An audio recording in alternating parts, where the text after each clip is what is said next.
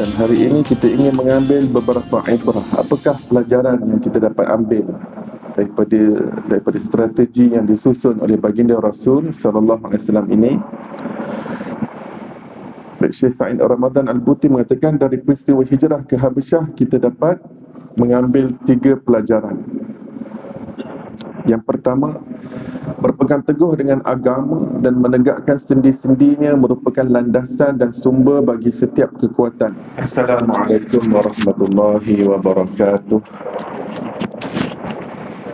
Innal hamdalillah, assalatu wassalamu ala rasulillah sayyidina Muhammad ibn Abdillah wa alihi wa sahbihi wa man walah, amma ba'd.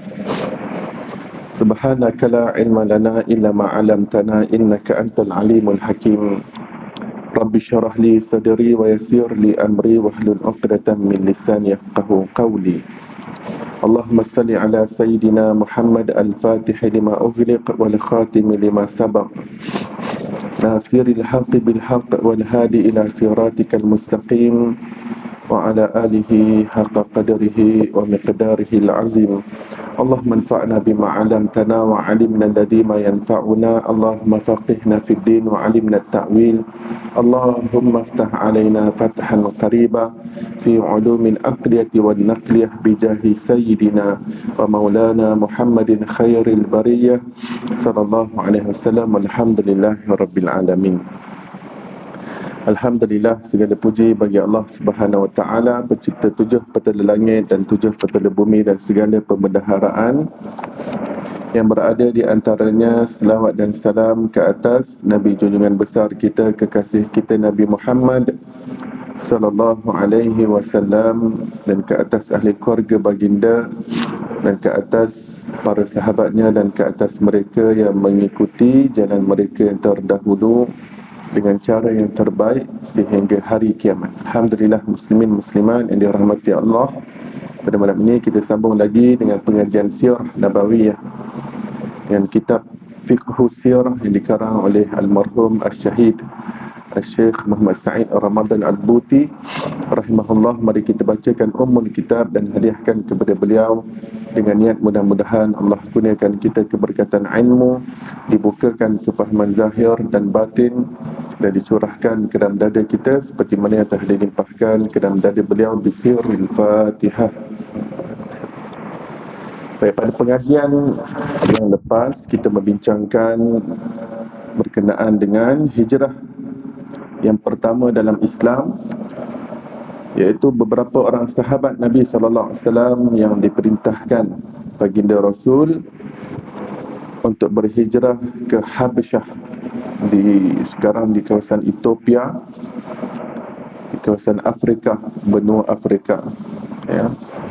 Benua Afrika itu kedengarannya seperti jauh daripada Arab, ya, lebih-lebih lagi daripada kawasan Mekah, tapi sebenarnya dekat, ya, lintas Laut Merah yang tidak berapa jauh antara satu tebing dengan tebing yang lain, hanya beberapa puluh ataupun berapa puluh kilometer ataupun dalam 100 kilometer mungkin, ya, lintas dengan bahtera sudah sampai ke benua Afrika, ya. Dahulu di benua Arab ataupun di semenanjung Arab itu, pelabuhan kuno adalah di Jeddah. Jeddah telah dikenali sebagai pelabuhan, ya, kapal berlabuh, bersinggah, tempat persinggahan utama ribuan tahun sebelum Rasulullah lahir, ya.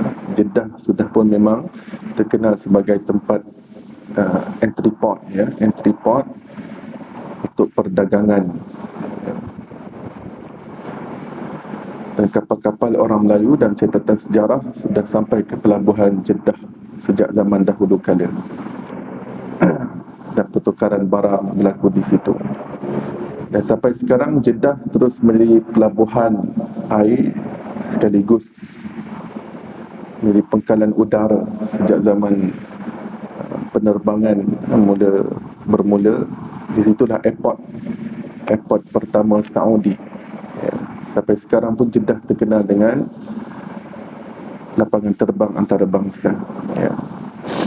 Walhasil, mereka telah berhijrah ke Habasyah di kawasan Afrika, dan raja di sana menyambut baik, iaitu Raja Najasyi menyambut baik mereka dan memberikan perlindungan kepada mereka. Dalam hijrah ini tidak disertai oleh Rasulullah sallallahu alaihi wasallam, kerana Rasulullah membiarkan dahulu para sahabatnya pergi ke Habasyah, dan Rasulullah terus berada di Mekah. Dan hari ini kita ingin mengambil beberapa ibrah. Apakah pelajaran yang kita dapat ambil daripada strategi yang disusun oleh baginda Rasul sallallahu alaihi wasallam ini? Syekh Sa'id Ramadan Al-Buti mengatakan, dari peristiwa hijrah ke Habasyah kita dapat mengambil 3 pelajaran. Yang pertama, berpegang teguh dengan agama dan menegakkan sendi-sendinya merupakan landasan dan sumber bagi setiap kekuatan. Juga merupakan pagar untuk melindungi setiap hak, baik berupa harta, tanah, kebebasan maupun kehormatan. Kerana itu, para penyeru kepada Islam dan mujahidin di jalan Allah wajib mempersiapkan diri secara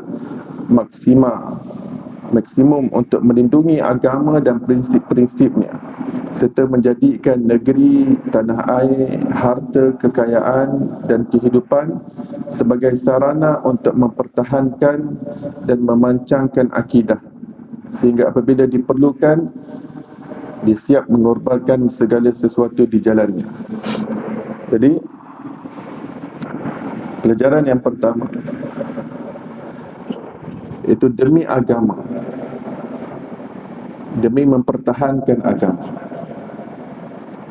demi untuk melestarikan agama dalam diri individu ataupun sesebuah kelompok,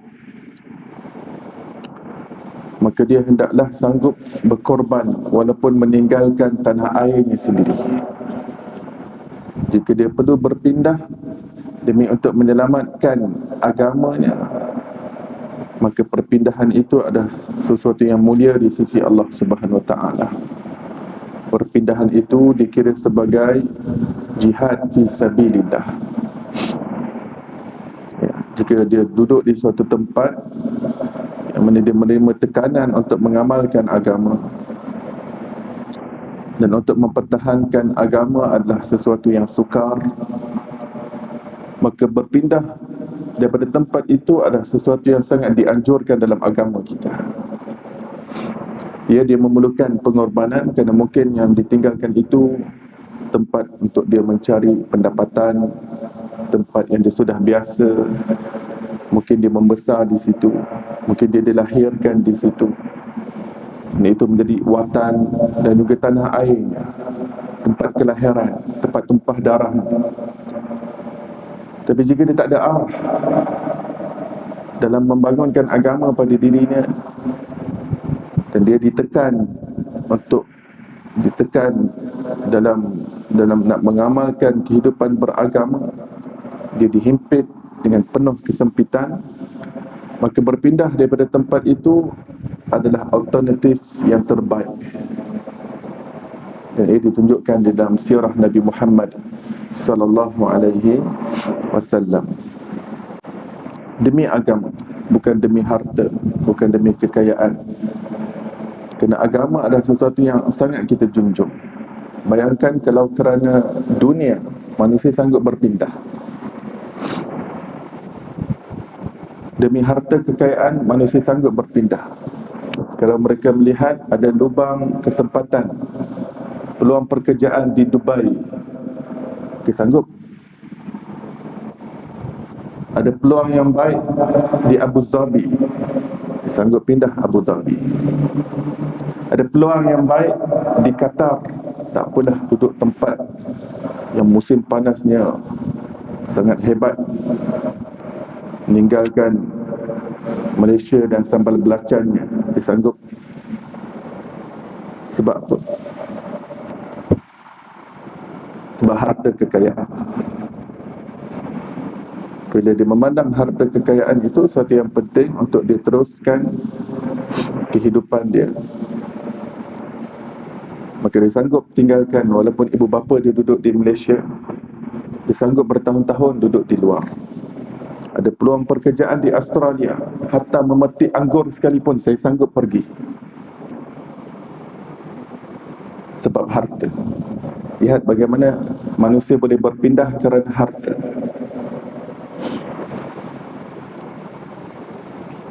Yang lain manusia sanggup berpindah kerana percintaan dengan kekasihnya. Sanggup tinggalkan tanah air demi kekasih. Ya. Di dalam agama kita, perkara yang paling penting untuk dijunjung dan kita sanggup berkorban untuknya adalah agama. Melebihi harta kekayaan, melebihi kekasih kita.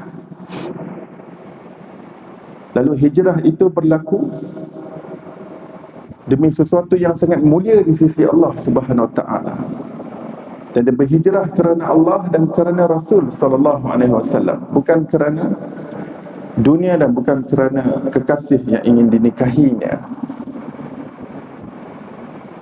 Rasulullah sallallahu alaihi wasallam mengatakan, barang siapa yang berhijrah dengan niat dunia, harta kekayaan ataupun kerana percintaan dengan kekasih ataupun dengan orang yang nak dia nikahi di tempat tersebut, maka niatnya ditunaikan dan diberikan apa yang Allah Ta'ala nak berikan kepadanya.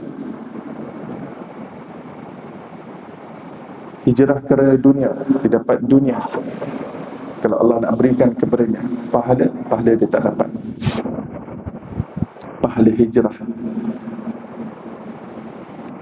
وَمَنْ كَانَتْ هِجْرَتُهُ إِلَى اللَّهِ وَرَسُولِهِ فَهِجْرَتُهُ إِلَى اللَّهِ وَرَسُولِهِ sallallahu alaihi wasallam. Baginda mengatakan, barang siapa yang berpindah daripada suatu tempat ke tempat yang lain kerana Allah dan Rasulnya sallallahu alaihi wasallam, maka Allah berikan kepadanya Allah dan Rasul. Allah berikan ganjaran dan pahala kepadanya. Man kanat hijratuhu ila dunya aw imra'atin yankihuha. Barang siapa yang berhijrah, sambungan daripada hadis itu, barang siapa yang berhijrah kerana dunia ataupun kerana orang yang dikasihinya, maka hijrah adalah terhad kepada perkara dunia itu. Allah dan Rasulnya dia tak dapat. Kerana agama kita sanggup berkorban, ya. Kita sanggup kehabisan harta kerana agama. Kita sanggup korbankan perasaan kita kerana agama. Sahabat-sahabat Nabi yang berpindah, mereka semua mempunyai perasaan. Rasulullah sendiri mempunyai perasaan, tapi kerana agama mereka sanggup berpindah. Rasulullah meninggalkan tanah air.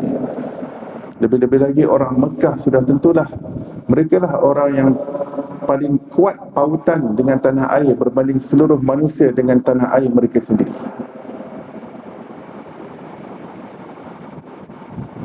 Rasulullah yang mengenal kehebatan dan kemuliaan Mekah, sudah tentu baginda lah yang lebih berat untuk nak meninggalkan Mekah. Tapi Rasulullah SAW tekan perasaannya.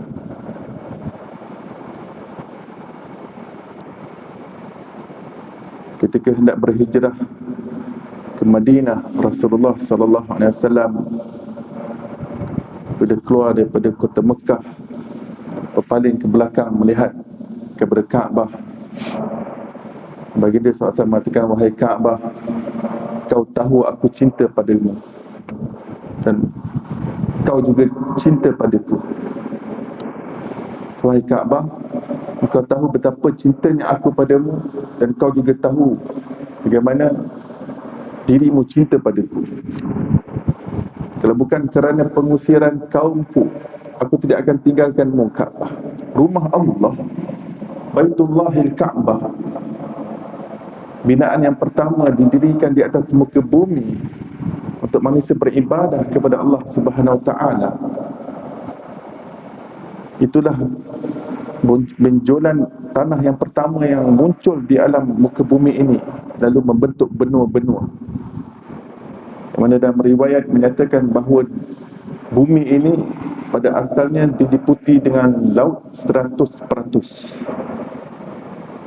dilitupi dengan lautan, dengan air 100%. Bila Allah Ta'ala nak takdirkan adanya permukaan muka bumi di dunia ini, tempat pertama Allah SWT munculkan adalah di tanah Kaabah sekarang. Lalu terbentanglah muka bumi, tergembur tanah demi tanah, tanah demi tanah, lalu membentuk sekeping daratan yang luas. Lalu lautan belahkan lagi. Daratan-daratan ini terbahagi kepada beberapa benua, terpecah. Yang asalnya satu, yang permulaan kemunculannya adalah di Kaabah.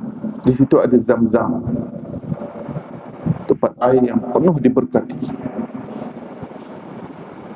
Di situ ada tempat sa'i antara Safa dan juga Marwah. Di situ ada makam Ibrahim.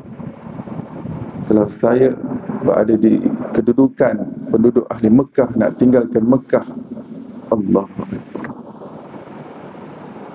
Kita ini asal daripada kampung mana saja di permukaan bumi ini, nak tinggalkan tanah air sendiri adalah sesuatu yang berat. Ini kan lagi orang Mekah ingin meninggalkan Mekah. Kita dapat faham tekanan perasaan. Tapi kerana agama,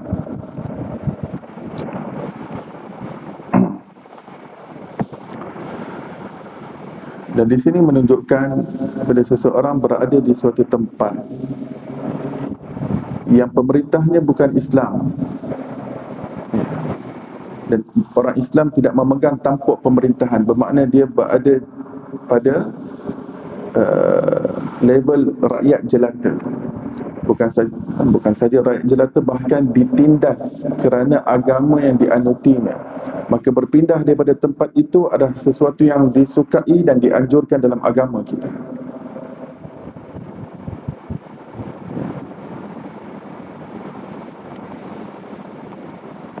Tidak ada keperluan lagi untuk bertahan, untuk duduk di tempat itu, walaupun itu tempat kelahiran.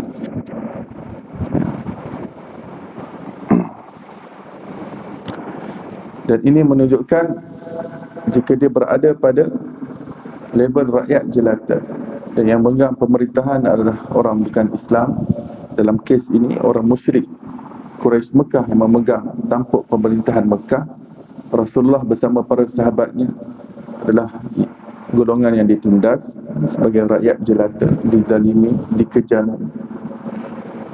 Tidak ada keperluan untuk memberontak kepada mereka yang akan menyebabkan pertumpahan darah yang lebih besar. Ya.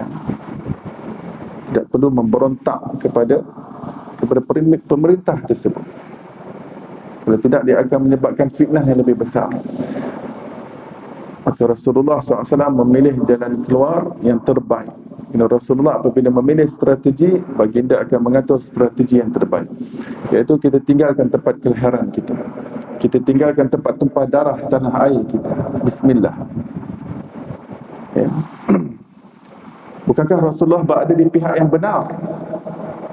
Bukankah agama yang dibawa oleh Rasulullah adalah agama yang hak, yang pasti dibantu oleh Allah Subhanahu Wa Taala? Mengapa perlu berhijrah daripada Mekah? Inilah perjalanan siarah Rasulullah yang Allah Ta'ala aturkan. Apa saja yang dibuat oleh Rasulullah bermakna mengajarkan kepada umat ini, inilah yang seharusnya kamu lakukan walaupun kamu berada di pihak yang benar. Berada di pihak yang benar bukan bermakna kamu boleh melakukan sesuka hati kamu untuk menegakkan kebenaran, untuk menegakkan kebenaran yang hak. Ia bukan suatu alasan untuk menghalalkan segala cara. Niat tidak menghalalkan cara, tujuan tidak menghalalkan cara. Tujuan baik untuk menaikkan hak, membangkitkan kebenaran, tapi dengan cara yang salah, ianya menjadi salah. Ya. Maka apabila Rasulullah sebagai rakyat dan sahabatnya sebagai rakyat jelata ketika di Mekah, maka mereka membuat keadaan seperti orang rakyat jelata. Lain, sudah tentu lain ketika Rasulullah berada di Madinah. Di Madinah sudah bertukar keadaan, baginda menjadi pemerintah. Jadi Allah yang aturkan keadaan Rasulullah yang pernah menjadi rakyat jelata. Kita lihat bagaimana Rasulullah menyikapi dan berinteraksi dengan situasi yang datang sebagai rakyat jelata, sebagai orang yang tidak memegang tampuk pemerintahan di tangannya. Iaitu dipanggil sebagai zaman Makki. Kemudian Allah takdirkan untuk baginda berpindah ke Madinah, suatu fasa yang mana Rasulullah menjadi pentadbir, menjadi pemerintah, tampuk pentadbiran di tangannya. Baginda adalah raja di Madinah Al-Munawwarah. Bagaimana baginda Rasulullah menyikapi orang-orang yang menentang Rasulullah, orang yang menyokong Rasulullah di Madinah, dapat tunjulkan sekarang tampuk pemerintahan, kuasa di tangannya, otoriti di tangannya. Bagaimana baginda menyikapi orang yang menentangnya, orang yang membenci, orang yang menyakiti Rasulullah, orang yang mengganggu Rasulullah. Kita bukan bicara lagi ketika Rasulullah di Mekah, ketika tidak ada kuasa. Sekarang sudah ada kuasa di Madinah. Bagaimana Rasulullah bertindak? Semakin kita mengkaji sirah, semakin kita lihat betapa toleransi yang ditunjukkan oleh Rasulullah, menzahirkan agama Islam adalah agama yang mengajarkan rahmat, mengajarkan kasih sayang. Baik, itu adalah pelajaran yang pertama. Disambung lagi, apabila agama sudah terkikis atau terkalahkan, tidak ada lagi artinya negeri, tanah air dan harta kekayaan. Kerana agama lebih penting daripada tanah air, agama lebih penting daripada harta kekayaan. Kalau di suatu tempat kamu tidak dapat mengamalkan agama dengan baik dan kehidupan agama itu disekat-sekat, maka tidak ada artinya kalau di situ ada harta kekayaan, kalau di situ ada tanah tumpah darah kamu, tidak ada artinya. Kerana dunia ini adalah tempat lintasan, tempat untuk kamu jaga agama kamu. Bahkan tanpa keberadaan agama dalam kehidupan, kehancuran akan melanda segala sesuatu. Akan tetapi jika agama tegak, terpancang, tertegaknya sendi-sendinya di tengah-tengah kehidupan masyarakat, dan akidahnya terpasak di dalam lubuk hati setiap orang, maka segala sesuatu yang dikorbankan di jalannya akan segera kembali, bahkan akan kembali lebih kuat dari sebelumnya, kerana dikawal oleh pagar kedermawanan, kekuatan dan kesedaran. Ya. Bila baginda SAW menghantar sahabatnya hijrah ke Habasyah, kemudian tekanan semakin kuat di Mekah, Rasulullah juga mengintai-ngintai di Taif. Bab yang berikutnya menceritakan tentang bagaimana Rasulullah riki tempat di Taif sebagai boleh menjadi tempat hijrah. Sebab sebelum Madinah Munawwarah diputuskan Rasulullah cuba untuk mengintai keadaan di Taif, mana tahu di situ tempat yang sesuai untuk berhijrah. Dan kisahnya kita akan datang pada kemudian hari.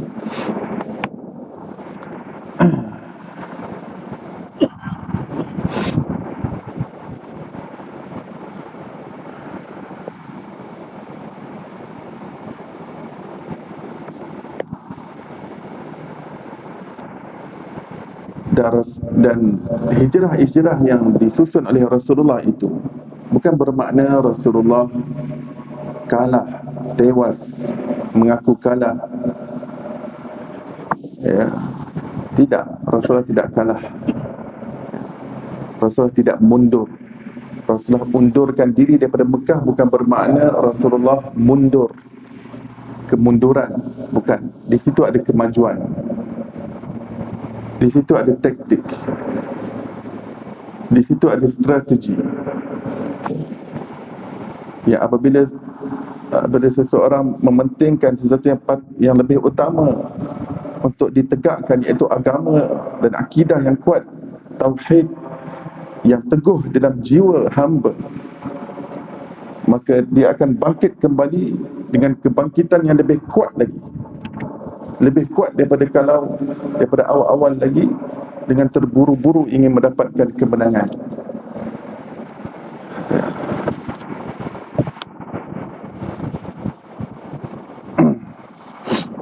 Sudah tentu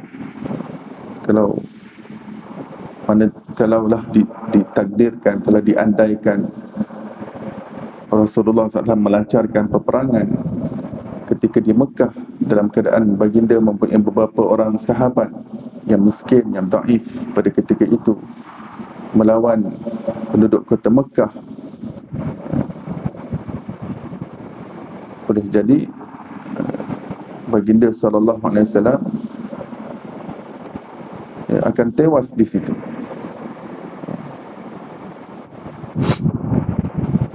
Tapi Rasulullah SAW tidak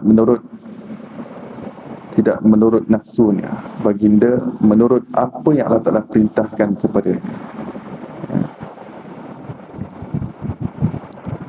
Sudah menjadi sunnatullah di alam semesta sepanjang sejarah bahawa kekuatan dalaman merupakan pelindung bagi peradaban dan kekuatan material. Jika suatu umat memiliki akhlak yang baik, akidah yang sihat dan prinsip-prinsip sosial yang benar, kekuatan materialnya akan semakin kukuh, kuat dan tegar. Akan tetapi jika akhlaknya bejat, akidahnya menyimpang dan sistem sosialnya tidak benar, kekuatan materialnya tidak akan lama lagi pasti mengalami kegoncangan dan kehancuran. Ya.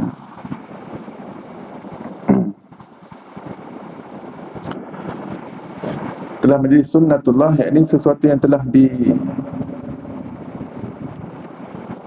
disusun oleh Allah Ta'ala sebagai sistem di dunia ini, sebagai sebab dan akibat. Allah jadikan dunia ini sebagai tempat yang bersebab dan berakibat. Jadi telah menjadi sunnatullah, Allah menjadikan kekuatan akhlak, kekuatan dalaman, kekuatan rohani manusia adalah merupakan pelindung kepada peradaban. Apa itu peradaban? Ketamadunan dan kekuatan material, kekuatan secara fizikal. Ya. Jika suatu umat memiliki akhlak yang baik, maka ianya menguatkan sosial dan materialnya juga akan menjadi kuat. Tapi jika akhlaknya bejat, adab runtuh, keruntuhan moral, sistem sosial rosak, sistem pemikiran rosak, akidah menyimpang, maka tempat yang seperti ini, Syekh Buti mengatakan kekuatannya begitu lemah, longgar dan berada di tebing kehancuran yang pasti akan mengalami kegoncangan.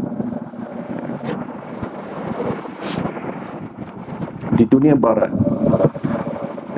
di dunia barat pada ketika ini, apabila kebejatan akhlak, apabila mereka ingin memperjuangkan liberalism, pemikiran bebas, tidak mahu dikongkong. Jadi kita lihat pada keadaan yang krusial seperti ini, pandemik berlaku di seluruh dunia, mereka tetap ingin mengekalkan akhlak yang bejat itu. Itu inginkan kebebasan. Jangan kongkong kami, jangan sekat kami. Biar kami kena COVID, tapi jangan sekat kebebasan kami. Biar kami nak berparti, biar kami nak berpiknik, kami nak berkelah, ini hidup kami, ini hak asasi kami, ini kemanusiaan kami. Kami tuntut manusiawi kami. Habis. Dan akhirnya di tempat itu juga, tempat paling merebak ni pandemik. Ya. Dan tidak lama lagi akan menghancurkan ekonominya, akan menghancurkan sistem-sistemnya. Ya. Allah Allah hantar satu perkara yang tidak dinampak dengan mata kepala, iaitu virus. Allah tunjukkan suatu tempat yang tidak ada akhlak, tidak ada prinsip sosial yang betul, maka ia akan hancur. Tapi suatu tempat yang mempunyai akidah yang baik, yang kukuh, letakkan agama, maka di situ ada pembenteng. Sekurang-kurangnya dia ada pembenteng untuk memberi kekuatan kepadanya. Mungkin anda akan melihat suatu bangsa yang secara material berdiri tegak dalam puncak kemajuannya, padahal sistem sosial dan akhlaknya tidak benar. Sesungguhnya bangsa ini sedang berjalan dengan cepat menuju kehancurannya. Mungkin anda tidak dapat melihat dan merasakan perjalanan yang cepat itu. Ini kerana pendeknya umur manusia dibandingkan dengan umur sejarah dan generasi. Perjalanan seperti ini hanya dapat dilihat oleh mata sejarah yang tidak pernah tidur, bukan oleh mata manusia yang picik dan terbatas. Ukuran kehancuran ini bukan diukur dalam 10-20 tahun, tetapi di dalam perjalanan sejarah. Perjalanan sejarah.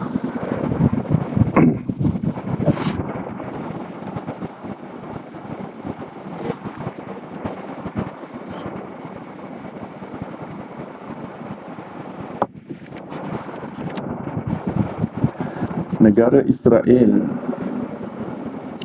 mula tertubuh beberapa puluh tahun yang lepas.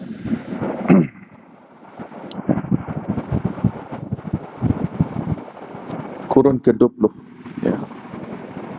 Negara Israel tertubuh pada kurun ke-20, abad ke-20, ya. Pada ketika ini boleh jadi nampak gah negaranya dengan nukliernya, dengan hartanya, ya. Tapi apabila didirikan negara itu dengan cara yang salah, dengan cara yang haram, dia tidak akan berdiri lama. Walaupun pada kasar mata kita ini sudah tertegak hampir 100 tahun, tak sampai 100 tahun, ya. Hampir-hampir 100 tahun, tetapi ia tidak akan berdiri lama. Negara yang seperti ini, dia tidak akan berdiri lama. Untuk menuju kepada kehancurannya akan lebih cepat, ya. Mudah-mudahan Allah menjaga orang-orang yang baik di dalamnya. Mudah-mudahan Allah menjaga orang-orang soleh di dalam Israel. Saya pernah jumpa orang-orang yang soleh yang berwarga negara Israel. Saya pernah keluar jemaah, ya, di Bangkok bersama dengan jemaah tabligh daripada Israel. Perhimpunan Jor diadakan dalam Israel bentuk jemaah, dan saya dapat join jemaah ini ketika di Bangkok. Ketika itu saya ingin uruskan visa untuk ke India. Mereka berkeinginan untuk masuk ke Malaysia, kerana mereka ni asalnya keturunan orang Palestin, tapi tempat yang digondol habis oleh Israel termasuk perkampungan mereka. Jadi pasport mereka, pasport Israel, tak dapat masuk Malaysia. Jadi kami berkeinginan nak masuk dalam Malaysia. Kami orang Islam. Saya tanya berapa ramai orang Islam dalam Israel. Terlalu ramai. Masjid juga terdapat di mana-mana. Orang Israel tak halang pergi masjid, tak. Jadi ada orang soleh dalam Israel. Mudah-mudahan Allah Ta'ala bagi kebaikan kepada mereka. Anda tidak akan mendapat gambaran yang benar tentang alam, manusia dan kehidupan kecuali di dalam akidah Islam yang menjadi agama Allah bagi para hamba-Nya di dunia. Demikian pula anda tidak akan mendapatkan sistem sosial yang adil dan benar kecuali dalam sistem Islam.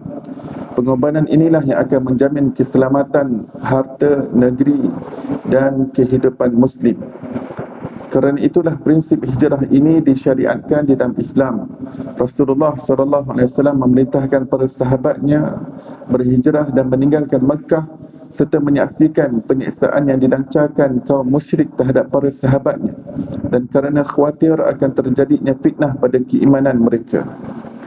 Hijrah ini sendiri bertepatannya kita sikit masa lagi nak masuk tahun baru Islam. Esok saya rasa, esok maghrib, esok sebelum maghrib kita baca doa akhir tahun, selepas maghrib kita baca doa awal tahun,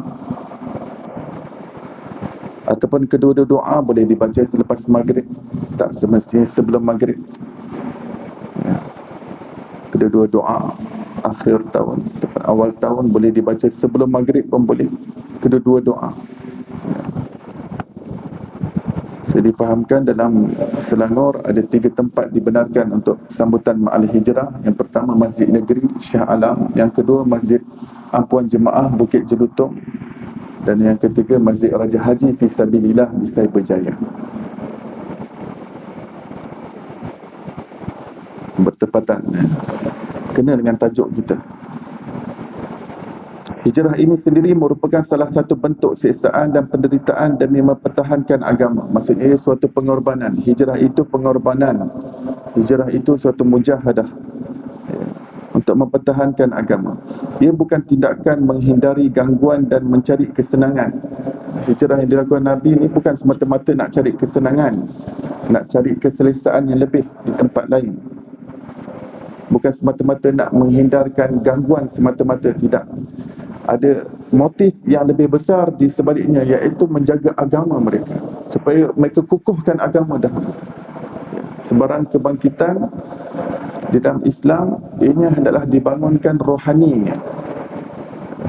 Tidak ada erti ketamaddunan, peradaban dan kemodenan di suatu tempat jika ia tidak didasari dengan iman, akidah dan tauhid yang jitu, teguh dan kukuh di dalam jiwanya. Melainkan merupakan suatu pengorbanan di balik penantian akan datangnya kemenangan dan pertolongan Allah Subhanahu wa taala. Baik, kita berhenti sebentar untuk memberi laluan kepada azan dan kita sambung sedikit insya-Allah.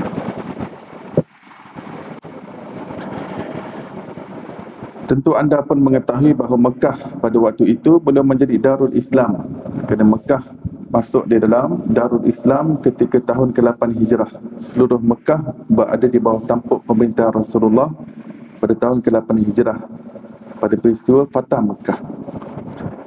Sehingga ketika itu tidak dapat digugat mengapa para sahabat itu meninggalkan Darul Islam demi mencari keselamatan jiwa mereka di negeri kafir. Mekah dan Habasyah juga negeri lainnya pada saat itu tidak berbeza keadaannya. Jadi Mekah ini bukan Darul Islam.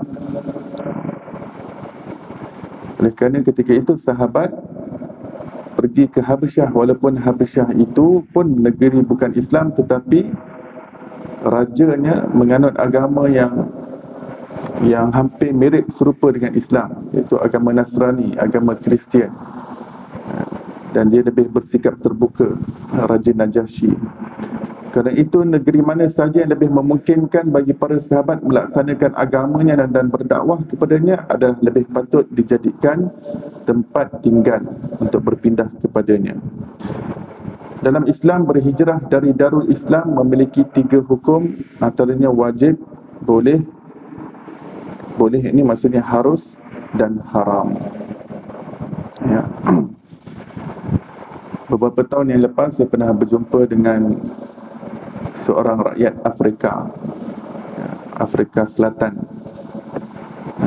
Dia keturunan Gujarati tapi lahir di Afrika Selatan. Dia ingin menetap di Malaysia dan terus ingin berpindah ke Malaysia. Dan saya tanya kenapa nak pindah ke sini. Kerana dia melihat, dia dah menilai beberapa negara Islam yang lain, beberapa tempat yang lain. Di sini mempunyai sistem agama yang lebih baik, lebih tersusun, dan kekuatan Ahlus Sunnah wal Jamaah, pengamalan agama adalah cukup baik, dan sistem sosial yang sangat baik. Dan dia sangat berkeinginan untuk bawa seluruh keluarga dia pindah daripada tempat tanah air dia di Afrika Selatan untuk menetap di menetap di Malaysia. Dan bukan beliau saja, ramai lagi, bukan saja daripada Afrika Selatan, banyak lagi daripada negara-negara yang lain yang saya pernah jumpa yang memang suka untuk duduk di Malaysia. Dan kita bersyukur tanah air yang Allah telah berikan kepada kita, Allah berikan kita keselesaan untuk mengamalkan agama dengan baik. Tempat yang lain mereka menerima tekanan, ya.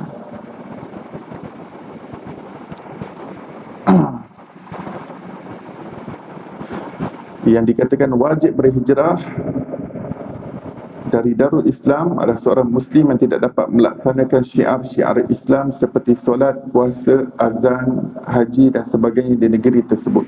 Ini berlaku ketika di Turki, beberapa ulama berpindah daripada Turki pada zaman Mustafa Kemal Atatürk. Dan juga ketika Mekah dan Madinah diambil alih oleh pemerintah yang tidak menginginkan Ahlus Sunnah wal Jamaah bertapak di situ.